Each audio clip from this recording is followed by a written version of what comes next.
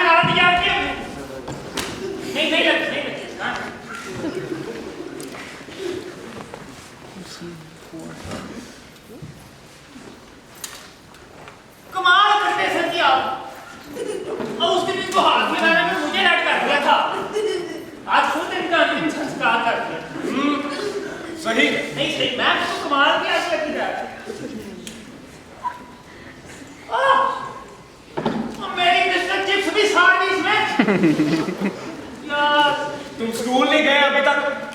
जी जा रहे थे, वो ना रास्ते में आग लग गई। अच्छा, जाने से पहले मेरे टाइपराइटर का रिबन बदलते जाना। तो पर ये क्यों किया आपने? बस मुझे अब इनकी जरूरत नहीं है। वो किताब देखिए, द रिपब्लिक। मिल रही? नहीं। और ढूंढता हूँ मैं, ढूंढता हूँ। मिले तो जला देना। ओहो, इन बेजुबान किताबों का क्या कसूर है बस? बहुत बोलती। मेरे साथ तो इनका भी किसी बोलती। तुम खुद जो इतना बोलते हो, और मैंने तुम्हें अपने घर पे इसलिए रखा हुआ कि तुम मेरा खुद जाया करो। ओ चल छठी, आप तो मुझसे करके हैं।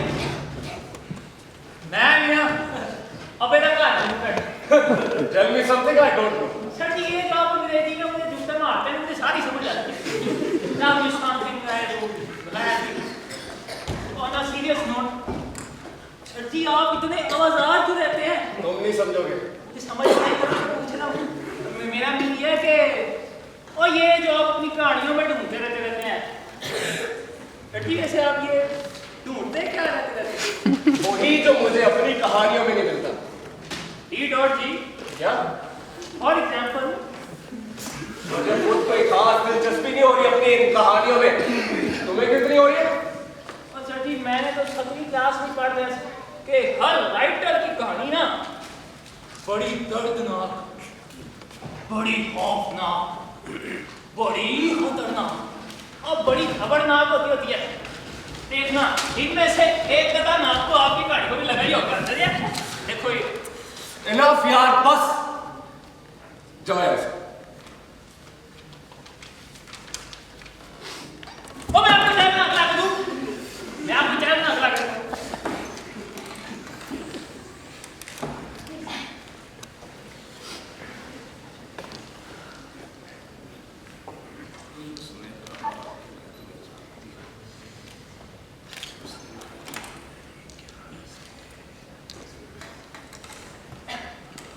सर जो तेरा टकरा या दिल डूबा जाए, आजा प्यारे पास हमारे, ठंडी ठंडी चाय। इतनी जल्दी?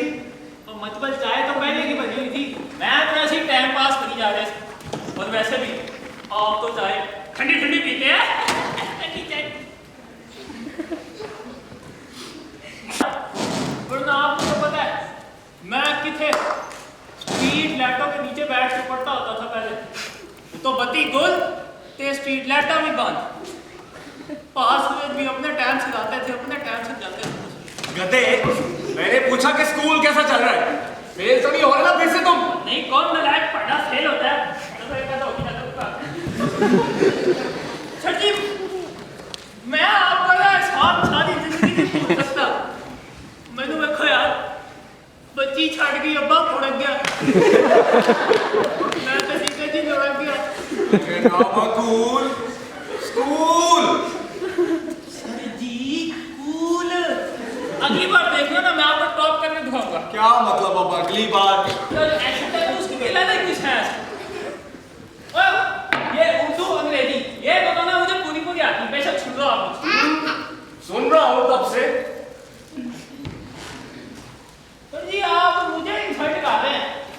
देखना देखना, one day I was get back to you. ये आपकी डेट आप लिख ले, मुझे डेट टाइम आपको टाइप करके दे। अच्छा हो जा। गधा। बच्ची छट गई, अब्बा लुढ़क गया। Nonsense.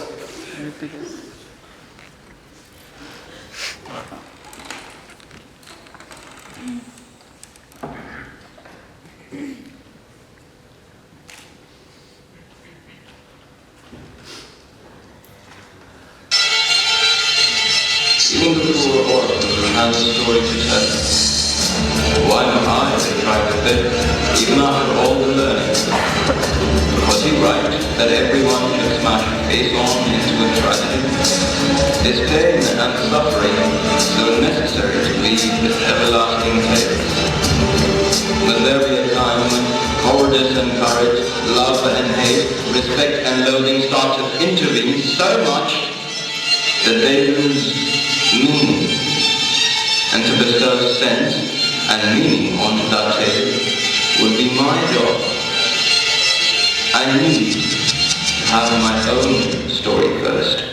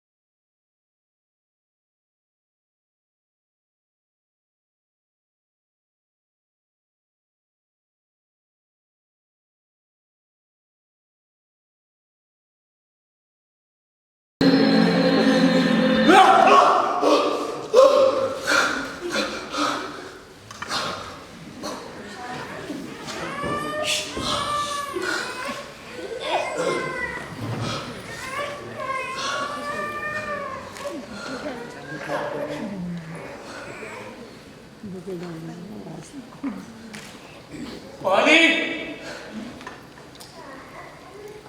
पानी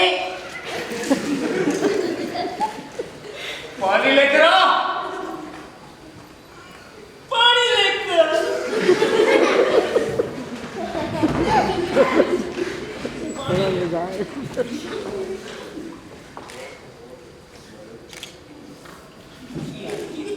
पानी लेकर आ।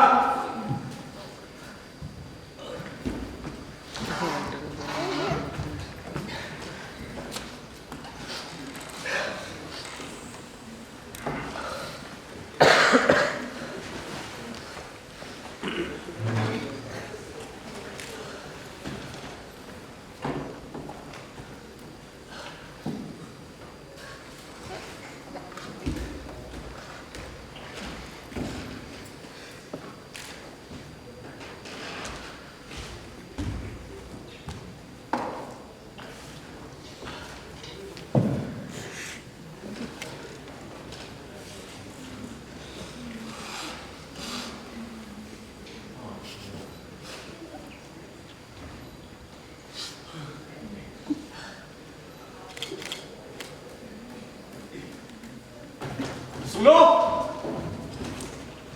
सुनाओ। उठो।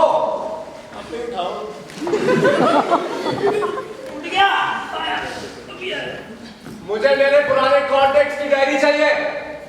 वो अब्बा की कबर्ड में दूसरी दराज में पड़ी होगी। और वही दराज, इसका वो हैंडल टूटा है, थल्ले वाली दराज खोल के यूं थल्ले से हाथ मार के खोलना पड़ता। वही। सर जी आप 10 तक गिने में उन्हें लेके आए। 1 2 3 4 5 6 7 8। Oh no! Damn! दो सेकंड। और कोई हुक्म नहीं आ गई। किचन में जाकर सो जा। चल। महंगे हो।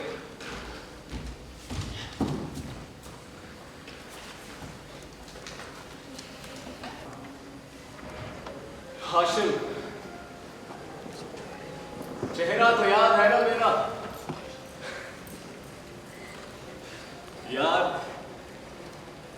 याद तो कब से खिजाओं की तरह ठहरी हुई है मुझ पे, बस कभी कदम बढ़ाने की हिम्मत ना जुटा सका। तुम सुन रही हो ना? अरे सुन तो लो। तुम्हारी नाराजगी, तुम्हारा गुस्सा सब जायज, मगर एक बार मुझे अपनी सफाई का मौका तो दो। जो बातें आज से 5 साल पहले जुबान तक ना आ सकी, वो आज तुम्हें बताने की सकत आई है। देखो, आज मुझे मदद करो, एक मौका दे, बस एक बार मुझसे मिल लो। अब जहर बाकी नहीं दोगे। तुम बस एक बार, फैसला तुम्हारा ही होगा।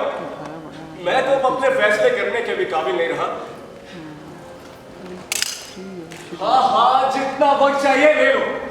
ये तो तुम्हारा एहसान है कि तुम कम से कम सोच तो रही हो। मैं तुम्हारे जवाब का इंतजार करूंगा, तुम जवाब तो दोगी ना? अरे चुप क्यों हो? कुछ कहो तो सही। तुम आज भी वैसी ही हो। तुम रो रही हो ना? चलो, अब ये यकीन तो हो गया कि तुम जवाब जरूर दो। मैं तुम्हारा इंतजार।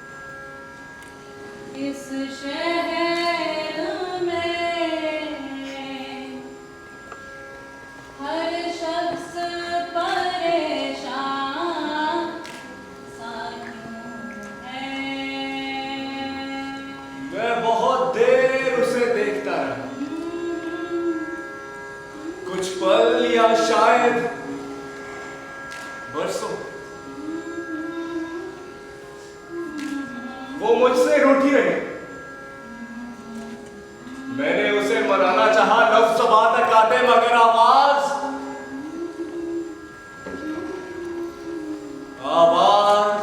घुट जाती। दिल है तो धड़कने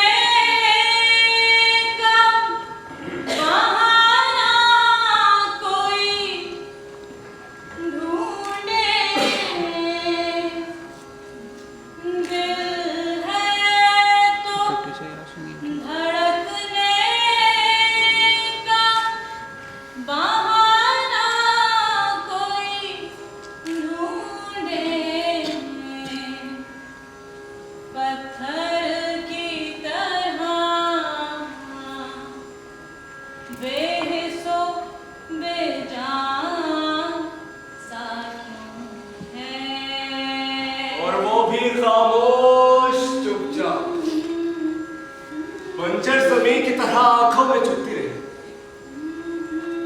मुरझाई मुरझाई सी बड़ी बेतनाई से पैरों को घूरती रही।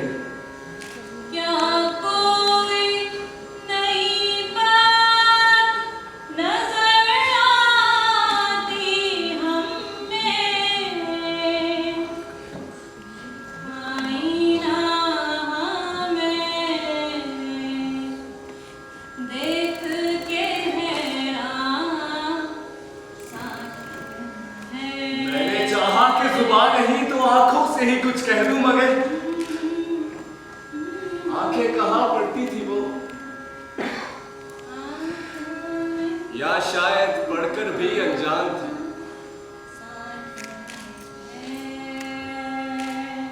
वो अटल इकरार चाहती थी और मैं खामोश पैमा। चाहा कि उसका हाथ अपने हाथ में लेकर अपनी उंगलियों के पोरों से सारा बोझ उसकी हथेली से चुन लूं, मगर जब आंखें और जुबान ही इतना सन्नाटा मचा रही थी तो मैं उसको छूकर एक मुस्तकिल सुकून बर्दाश्त नहीं कर सकता था।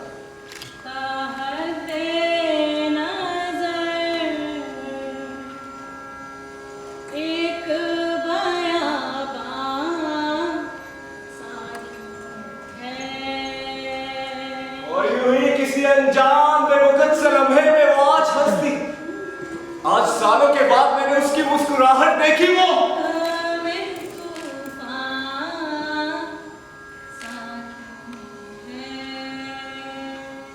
वो मेरी जिंदगी, तुम, उसकी मुस्कुराहट, मेरी जिंदगी।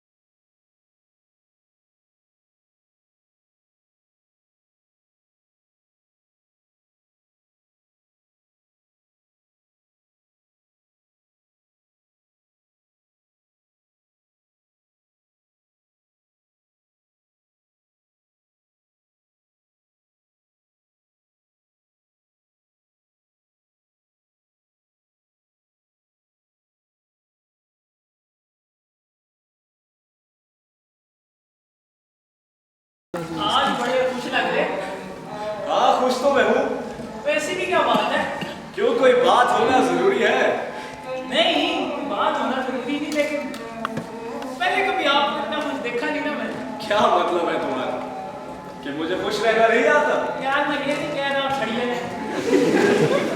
नहीं, मैं ये तो नहीं कह रहा कि आप सीरियस हैं, लेकिन आप कुछ अलग अलग लग रहा है। नहीं, गाना भी क्या आप पता ही नहीं चला कि मेरी सबसे बड़ी खुशी कब मजबूरी बन गई। अब वो खुशी फिर से लौट कर आती नजर आ रही। समझ गया। आपने पहले कभी इस बारे में बात नहीं की। शायद पहले कभी ये बात थी ही नहीं। आज लगता है कि जो बरसों से सब नामुकम्मल सा था, आज मुकम्मल हो जाएगा। बस एक डर है कि कहीं और देर ना हो जाए। खैर, एक बात बताओ, क्या कभी तुम्हें ऐसा लगा है कि अब सब ठीक हो जाएगा? सर जी मेरे साथ तो शुक्र है सब ठीक ही है, लेकिन जब मैं छोटा था ना, यहाँ आने से पहले तब सोचा करता था काश मैं कहीं और पैदा हुआ, मेरे पास भी खिलौने होते, उनसे खेलता। पर सर जी कभी कुछ अच्छा नहीं हुआ।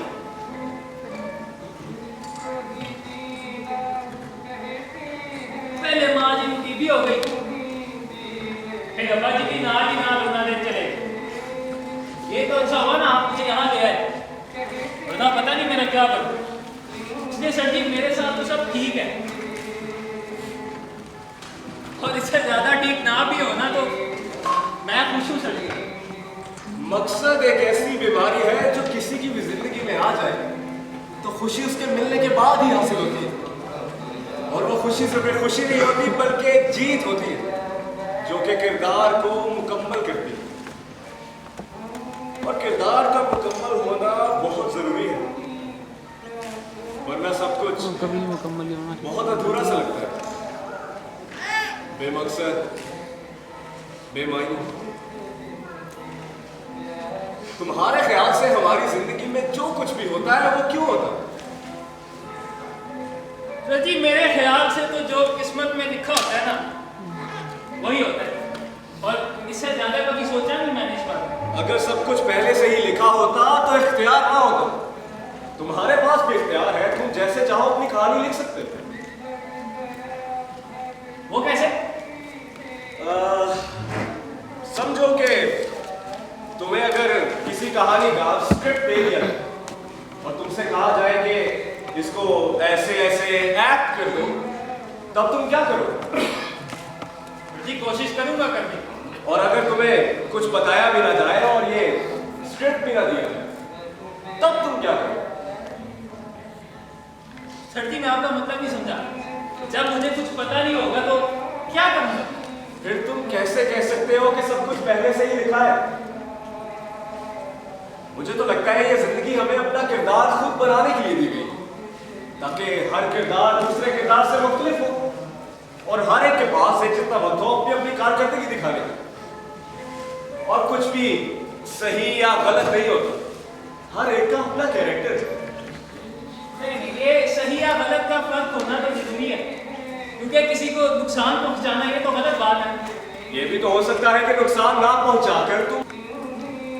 खैर, ये मेरा सोचना है। मैं चाहता हूं कि तुम अपनी तरह सोचो, मगर सोचा जरूर करो। जी सर।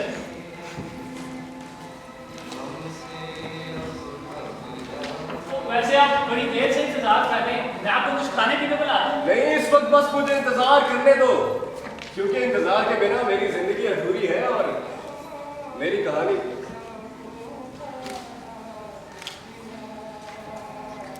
सर जी आप बुरा ना बनाए तो क्या मैं पूछ सकता हूँ? तो है एक भूली हुई याद जिसके साथ जिंदगी बहुत हसीन थी। आज से गालिबन 5-6 साल पहले हम एक साथ एमफिल कर रहे थे। वो वाहिद शख्स थी जो कि समझ सकती थी कि मुझे खुशी कैसे होती है। वो मुझे पसंद करती थी और शायद मैं उसको। तो आप दोनों ने शादी क्यों नहीं कर ली? आप दोनों सारी जिंदगी खुश रहते। बहुत भोले हो तुम। ये जिंदगी सिर्फ खुश रहने के लिए नहीं है, अभी बहुत कुछ लिखना था, बहुत कुछ करना था। और ये सर जी एकदम से सब खत्म कैसे हो? बस हमारे रास्ते अलग हो गए। उसके बाद मैंने अपना घर बदल लिया और कभी महसूस नहीं हुआ। मुझे लगता है आपने ठीक नहीं किया। तुम जाओ अभी यहाँ से। तुम जाने से पहले वो गाना बंद कर देना।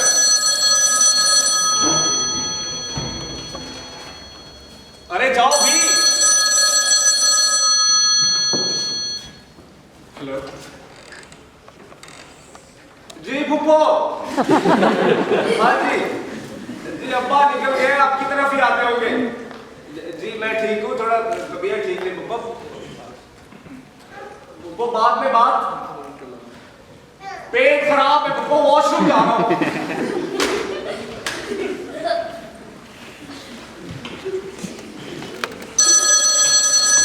पुप्पो मैंने कहा ना आपको, मैं तुम्हारी कॉल का इंतजार कर रहा था। वो कुछ नहीं, मैं ठीक हूँ, तुम कैसी हो? हाँ सो क्या फैसला किया तुमने? वाकई? हाँ हाँ मैं घर पे होता हूँ, मैं तुम्हारा इंतजार कर रहा हूँ। तुम आओगी ना? बेटा तुझे। हाँ अपना ख्याल रखना। Finally, I'm doing something other than restless reading and writing. Sikandar! This very moment is special. I had a nice warm shower, changed clothes, put on my watch. Or did I? Actually, I don't really remember. But it was nice. Doing something, changing for someone, getting ready, being anxious, nervous, hopeful, the sweet insecurity engraved on the white domes of trust. Each moment bewitched by 1,000 moonlit nights. The wait was over. I saw her approaching. I had no chance. I felt my dreams tingling all over my skin.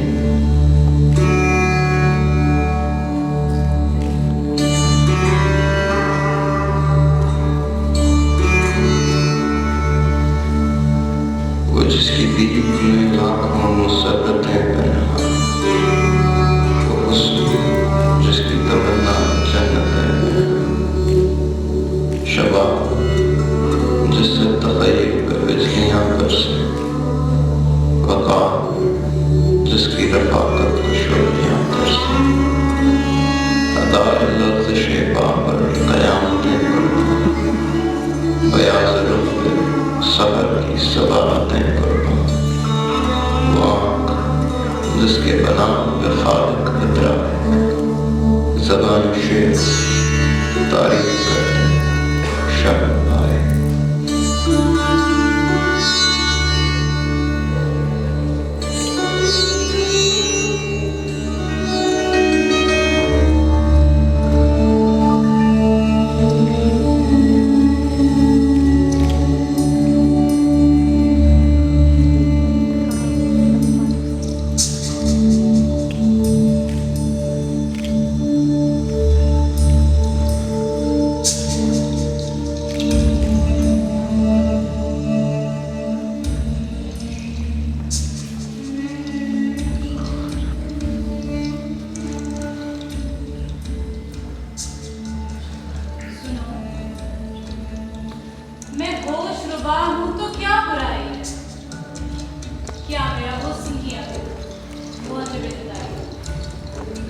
ये हुस्न है मेरे वजूद का हाज़िर, बस यही आँख तो है मेरे सुखन का महबूस। तो फिर क्यों ये हिरासां सी शनासाई है, क्यों बिखरा हुआ सा तू मेरे सौदाई? मेहमाने मेरी जुर्रत के तेरी पाकीज़ा नज़र, वजूद रंग बू तुझसे मैं एक पोसीदा बशर। सुनो ये ज़ोम मत पालो कि अभी तक बशर हो, जो शमा रोज जलती है उसी से बेखबर हो।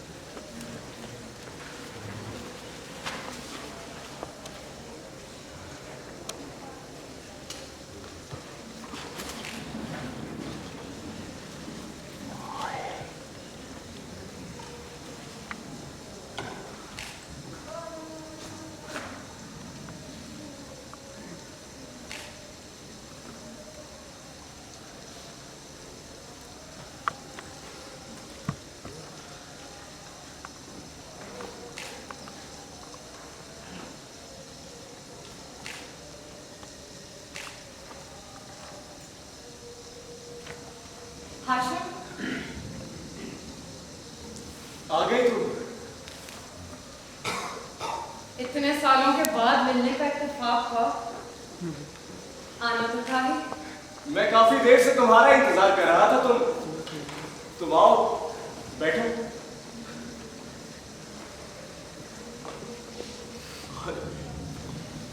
कैसी हो? मैं ठीक हूँ। तुम कैसे हो? मैं भी ठीक हूँ। कितना बदल गया ना सब कुछ। 5 साल गुजर गए, बदलना तो था ही। हम भी तो कितना बदल गए। तुम तो ऐसे कह रहे हो जैसे तुम्हें कोई दुख है इस बात। नहीं, मेरा मतलब है कि तुम्हारा ख्याल जब भी आता था तो एक मुस्कुराता हुआ बेफिक्र से चेहरा जहन में आता था, मगर अब एक फिक्र और झिझक महसूस हो रही है। मुझे तो लगता था कि तुम मुझे भूल भी चुके हो।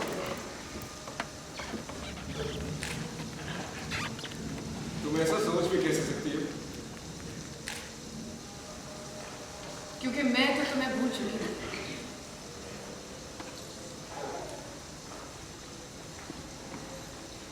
खामोश क्यों? शर्मिंदगी का इजहार करना आता नहीं मुझे।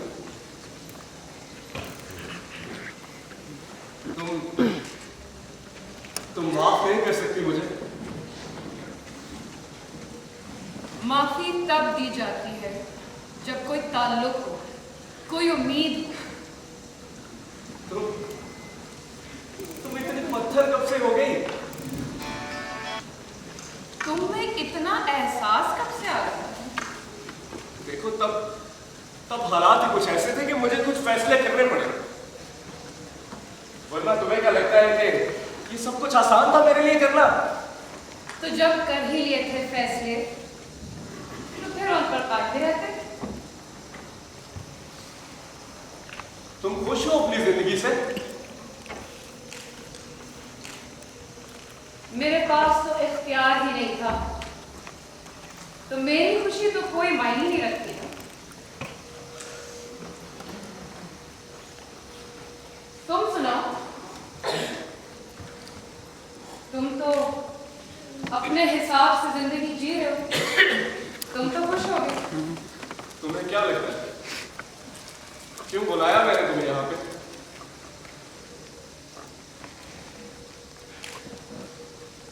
खैर, ये बताओ कि तुम्हारी राइटिंग कहाँ तक पहुंची? बस लिखता रहता हूँ, कोशिश करता हूँ, मगर कुछ कमी है। अब क्या कमी रह गई? तुम खुद ही देखो।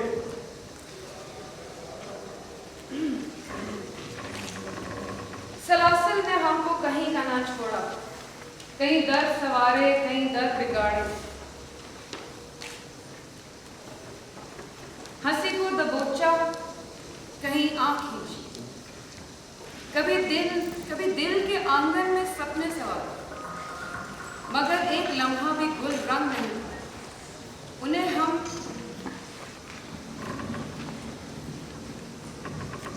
ये तो नामुकम्मल है आशिक। सब अधूरा है। मेरी इस नज़्म की तरह मेरी हर एक तहरीर अधूरी, और यहां तक कि मेरी सोच वो भी साकिन है, किसी वीरान तालाब की तरह। मगर तुम, हाँ,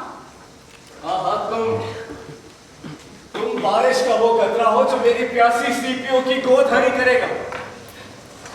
तुम इन्हें मोती दो, तुम मेरी हर नामुकम्मल तहरीर को एक शानदार इख्तिताम दो। कैसे?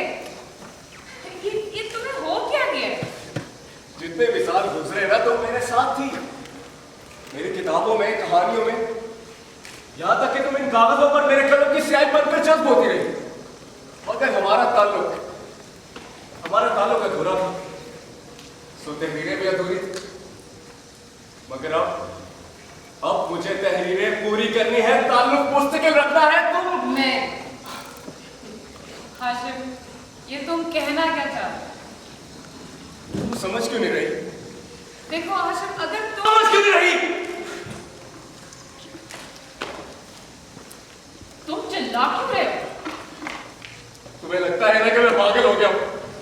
नहीं नहीं, ऐसा तो मैंने नहीं कहा। अब्बा भी यही कहते हैं कि मैं पागल हो गया हूं।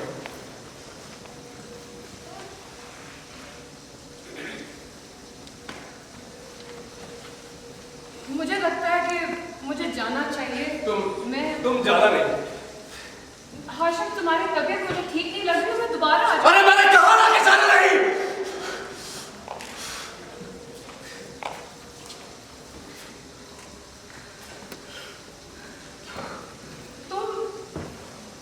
तुम ऐसा क्यों कर रहे हो मेरे साथ? देखो, मुझे माफ कर दो। तुम आओ, तुम बैठो, मैं तुम्हें सब समझाता हूँ। मेरा सर 5 साल सोचता रहा कि एक दिन आओगी तुम हकीकत बनकर और तुम्हें सब कह दूंगा। मगर आज जो तुम आई हो तो मेरे लिए अल्फाज मेरा साथ नहीं दे रहे। तुम बोलो, मैं सुन रही हूं। मैं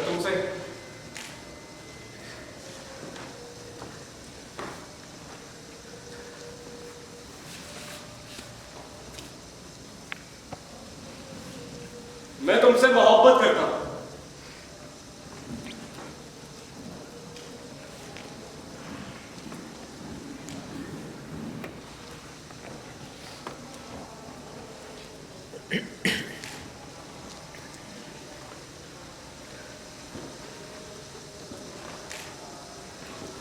अब बहुत देर हो चुकी है। मतलब कि अब तुम मुझसे प्यार नहीं करती?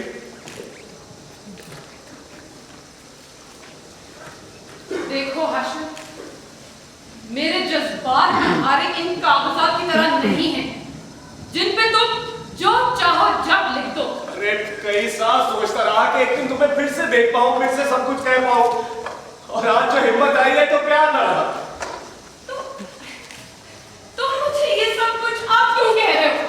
तुम पहले कहां थे 5 साल पहले, जब मुझे तुम्हारी सबसे ज्यादा जरूरत थी? तुम्हें हमेशा से मेरे से यही कहना रहा ना कि जो फैसला था वो मेरा था। लो आज फैसला करने का इख्तियार मैं तुम्हें देता हूं। काश कि सब कुछ पहले जैसा हो सकता। काश कि मैं जज्बात में आके फैसला कर सकती। मतलब कि तुम्हारी जिंदगी में अब मेरे लिए कोई जगह नहीं। मैं तुमसे तो झूठ बोल सकती, लेकिन खुद से नहीं।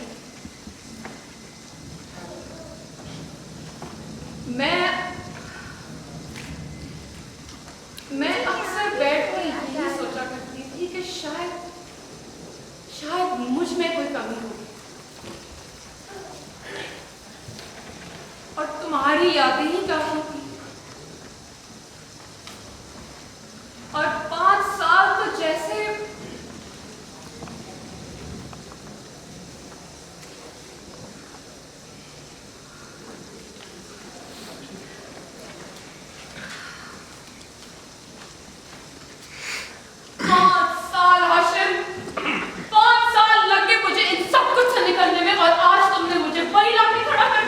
मतलब ये तो नहीं हुआ ना कि तुम मुझसे अब भी प्यार करती हो?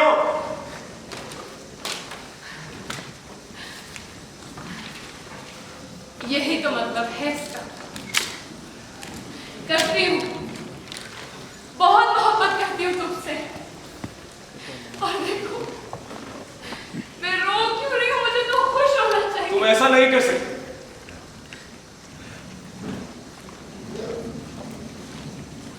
क्या? क्योंकि सच ये नहीं है। सच तो वो है जो मैंने यहां लिखा है कि मैं तुमसे प्यार का इजहार करूंगा और तुम मुझे ठुकरा कर चली जाओगी। ऐसा लिखा है यहां, और यही होगा।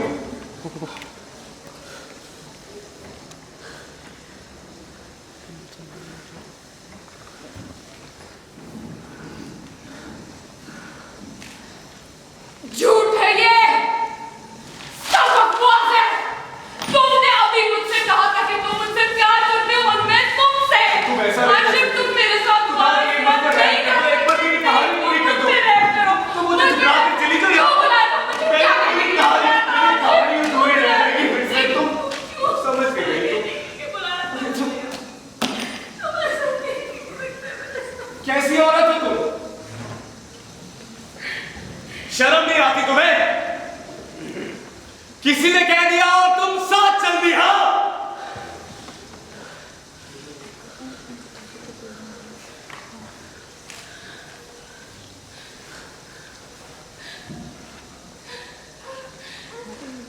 कितने घटिया इंसान तुम निकले। तुम इसी कमरे में घुट-घुट के मर जाना।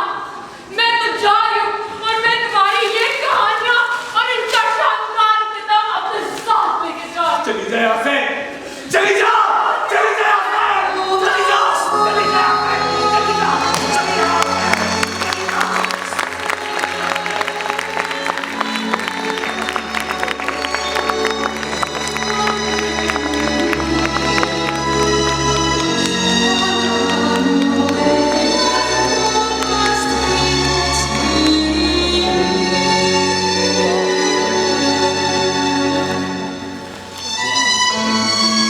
While exploring my own self, I realized that the only most beautiful feeling I ever had in my life was when I handed my umbrella to an old man who was drenched in rain and let myself bathe in satisfaction.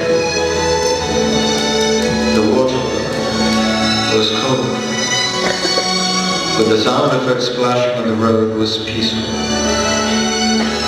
It was just like the cold silence after a war when the survivors returned home carrying the guilt inside them, but pleased to get back to their loves.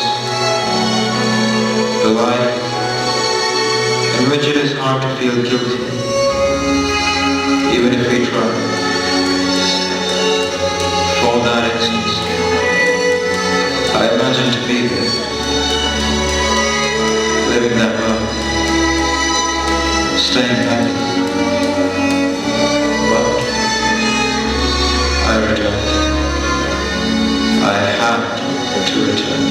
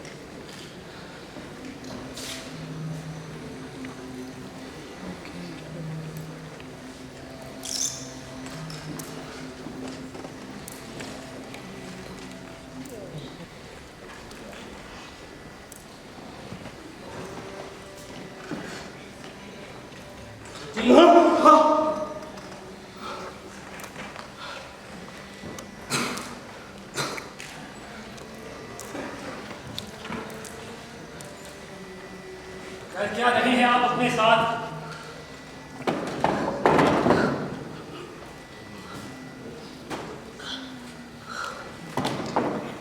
कुछ नहीं। कब आए तुम? मैं तो बस अभी अभी आया। सोचा कुछ किताबें लेता चलो आपसे। अब तो बड़ा जॉइंट छोड़ से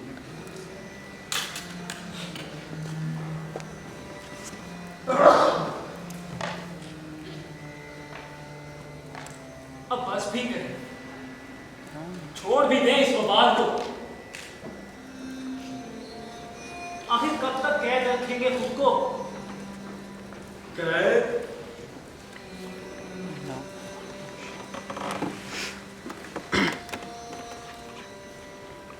जानते हो,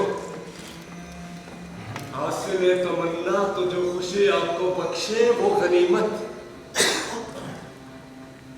मगर हुसूल आरज़ू भी अपने रंग की एक अलहदा ही खुशी है।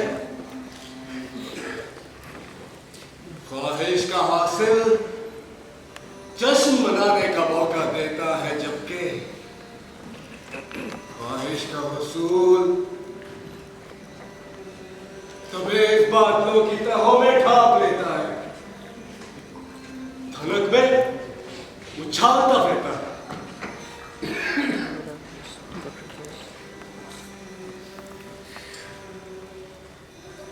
जश्न खत्म हुआ, जिंदगी आगे चलती, मगर बादल तो एक दिन छट जाते हैं, रंग फीके पड़ जाते हैं। फिर वही आरज़ू अपने हासिल और हुसूल के दरमियान ऐसे लटक जाती है जैसे गुनाहगारों की दुआ आसमान और जमीन के दरमियान मुअल्लक कर दी जाती है। एक बेचैनी मजबूरी बन जाती है।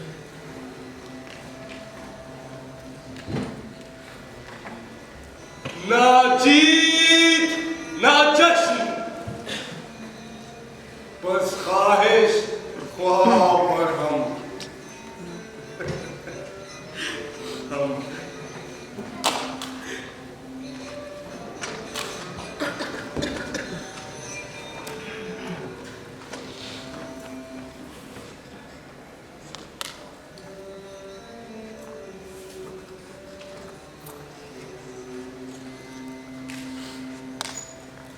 एक बात कहूं सर जी? हाँ, कहो। आप ज्यादा जानते हैं, मगर मेरे ख्याल से ये जो हुसूले आरज़ू है ना, यही असल मसला है। क्योंकि इसके बाद भी इंसान को सुकून की नींद नहीं आती।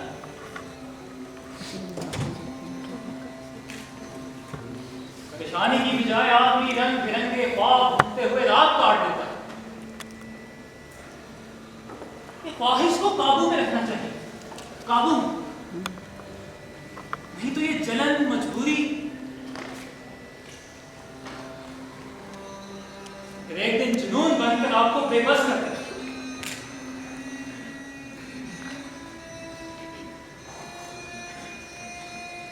मगर मुझे इतना एहसास है कि अपनी आरज़ू को सजदा करने में एक नशा है।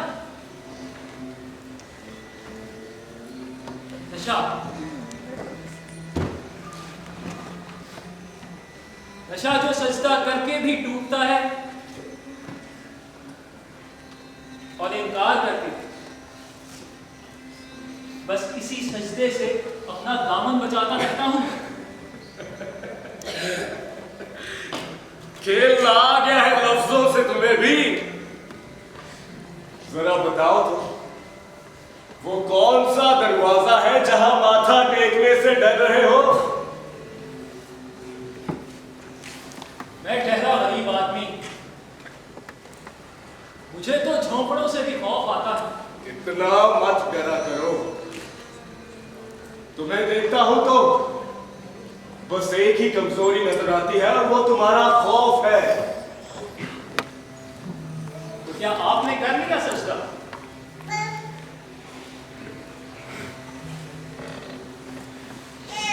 अभी तक तो दस्तक ही दे रहा हूं। दरवाजा खुला तो माथा भी टेक लेंगे। तुम नहीं करोगे सजदा कभी भी।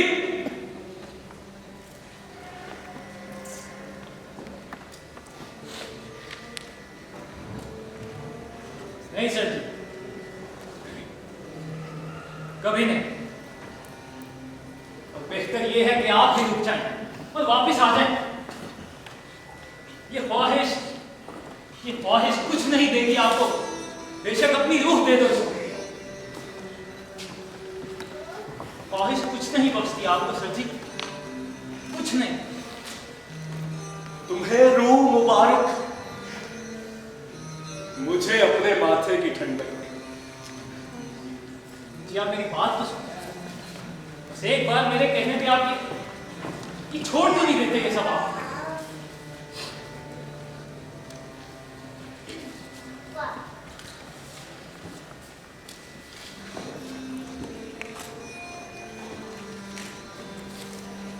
सर जी मैं फिर से आता हूँ।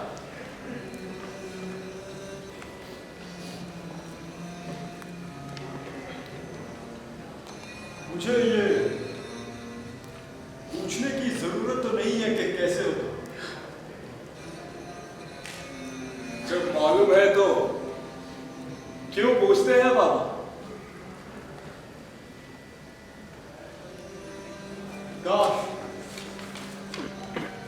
काश तुम इन चंद कागज के टुकड़ों की तरह रिश्तों की अहमियत को भी समझते। काश आप भी ये समझते बाबा के रिश्तों में बंधकर रहना तो मैं कब का छोड़ चुका हूं। तुम समझते क्यों नहीं? जिंदगी ऐसे बंद कमरे में रहकर नहीं गुजारी जाती। ऐसे तुम कभी अपनी मंजिल नहीं पा सकते। और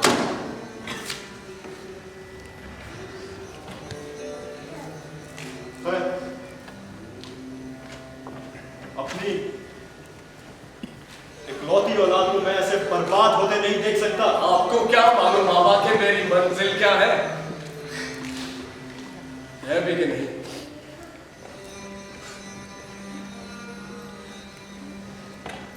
तुम बनते क्या जा रहे हो? ऐसा क्या पढ़ते लिखते हो जो तुम्हें नफ्सियाती मरीज बना रहा है? मुझे अपने आप को लिखना है बाबा, खुद को तलाश करना है। खुद को तलाश करना है तो दूसरों से अपना मुवाजना करना सीखो।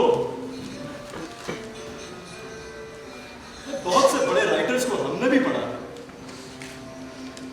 अशफाक साहब कितना अच्छा लिखते थे, उनके साथ उतना बैठना भी था।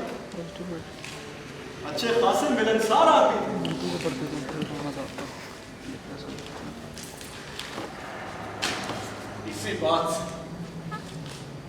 इसी बात से मुझे नफरत है बाबा।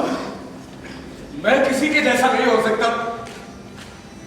और ये जिस मुआशरे की बात आप करते हैं ना बेशक, ये मुझे कबूल करे ना करे, लेकिन मैं इसे कभी कबूल नहीं कर सकता। तो फिर लिखते किसके लिए हो? वो भी छोड़ दो। बस एक बार मैं अपनी कहानी लिखूं जो किसी से मुतासिर ना हो, जिसका दर्द मुझ पे गुजरे, जिसकी तपिश से मेरा पूरा जिस्म लड़ सके। उसके बाद मुझे जिंदगी से कुछ नहीं चाहिए, कुछ भी नहीं।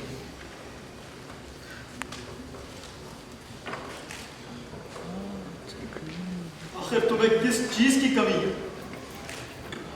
मैंने तो हर ये कोशिश की कि तुम्हें हर हाल में खुश रखूं, लेकिन तुम मेरा नहीं तो अपनी मरहूम माँ का ही कुछ ख्याल कर लो। वो बेचारी तो कभी तुम्हें इस हाल में ना देख पाती।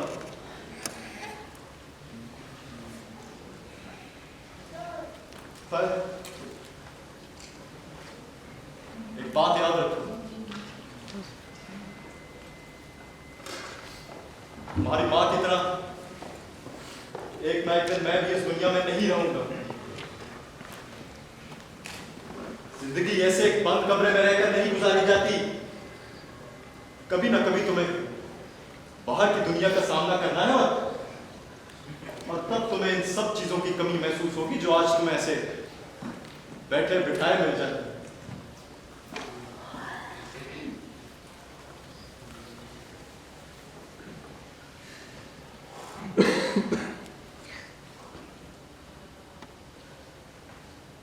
शायद तुम्हें वो दर्द मेरे मरने के बाद ही महसूस हो,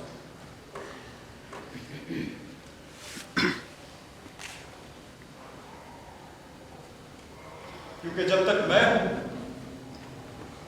तुम्हें तुम्हारी जिंदगी बर्बाद करने नहीं दे सकता। तकलीफ होती है मुझे भी। आप बिल्कुल ठीक कहते हैं बाबा।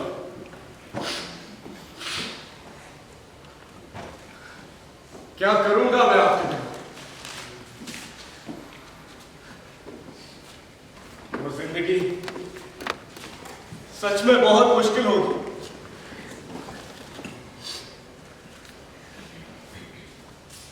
मैं आपसे बहुत प्यार करता हूं बाबा, बहुत प्यार। आप हमेशा मेरी कहानी में जिंदा रहेंगे, हमेशा।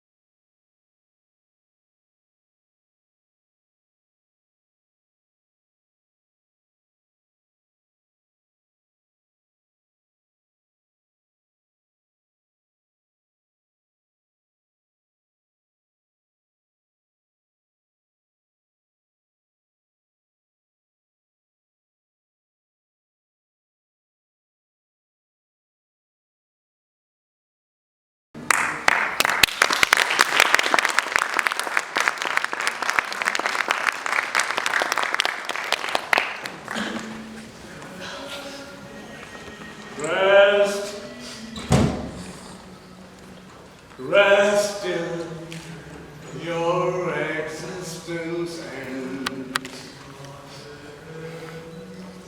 Rest till God decides and sends you to another world.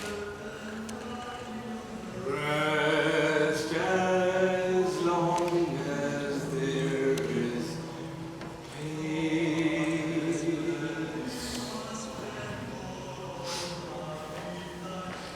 But God knows. He knows it all. We just want to escape. We just want to escape. It's not him who destroys our plans.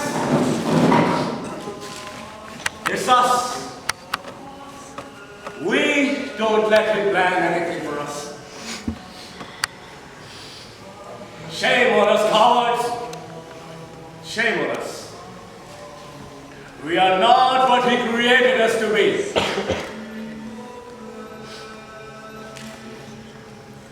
Love, hate, loss, hunger, peace, pain, hope, fear, God. God. Go ahead. Impose everything on me. But trust me, I will never get controlled by you and your people. I will do what I want to do, what I was meant to do. What? Did you say anything? Come on, say something. I want to hear you.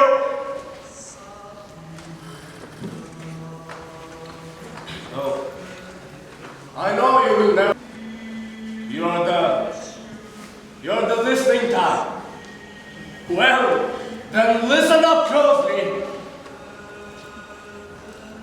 I will never get played. Did you hear me? I will never get played! I'm not a little puppet. You have made me, now you're the one who's going to face the consequences, not me. Oh, I know you don't hate me. I know you don't hate me because I like you. I like the way you think. I like the way you run things. And you know what? I love how you end the story. Yes.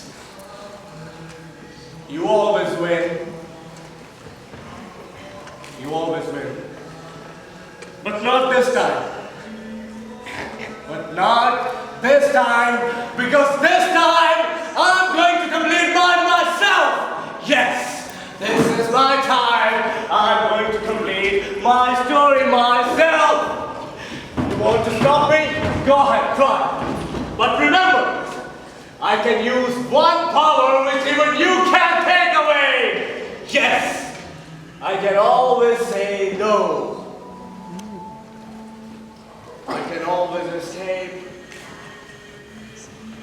Yes. Did you hear me? I can always escape!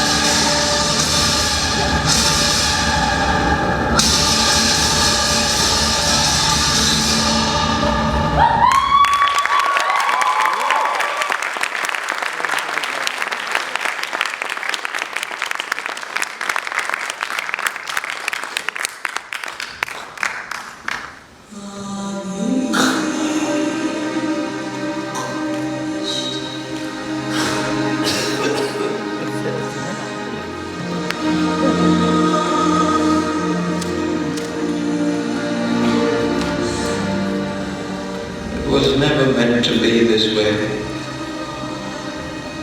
This was his story, and he should have been the one retelling it. But maybe all he wanted was to jottle it down and relive it. But no. Stories are to be told.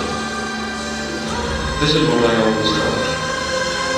I thought that people tell stories, make stories just for a change.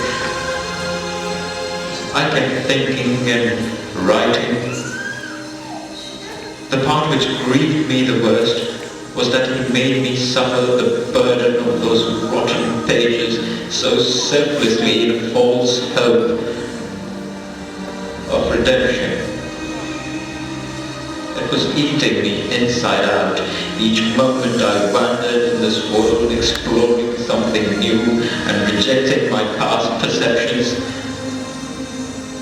But eventually, one day I realized that there is another way to tell stories apart from books and movies and theaters. And yes, I believe it is the best of all methods of telling a tale.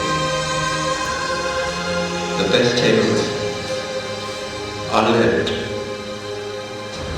Each expression and word and taste is true. Tangible and easily contaminated like bare human flesh. Sometimes one doesn't understand himself. He cannot tell a story because he's weaving it for someone else while he eats, sleeps and walks. He lived the story and I told it. Now I'm free. I was a servant, yes, but even after he was gone, I was still his servant until I realized this. I'm free. I did pay a price for freedom, but it doesn't matter. I pray, wherever he is, escape is not what he demands from himself.